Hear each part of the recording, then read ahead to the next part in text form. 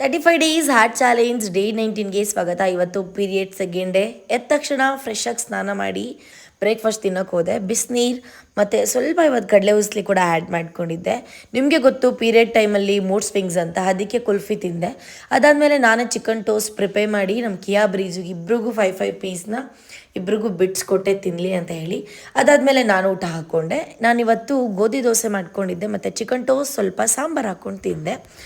ಜಿಮ್ಮಿಗೆ ಲೇಟಾಗಿತ್ತು, ಸ್ವಲ್ಪ ಹೊತ್ತು ಮಲಗಿದ್ದೆ ಬೇರೆ.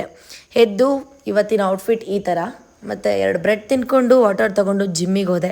ಇವತ್ತು ಬೈಸಿಪ್ಸ್ ಟ್ರೈಸಿಪ್ಸ್ ಎರಡೂ ವರ್ಕೌಟ್ ಮಾಡೋಣ ಅಂತ ಹೋದೆ.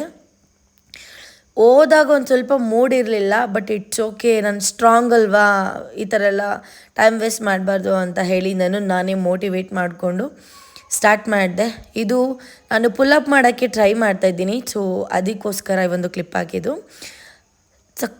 ಸಿಕ್ಕಾಪಟ್ಟೆ ವರ್ಕೌಟ್ ಮಾಡಿದೆ ಗೈಸ್. ನನಗೆ ಪೀರಿಯಡ್ಸ್ ಅಂತ ಎಲ್ಲ ಏನೂ ಇಲ್ಲ, ವರ್ಕೌಟ್ ಅಂದರೆ ವರ್ಕೌಟ್ ಅಷ್ಟೇ.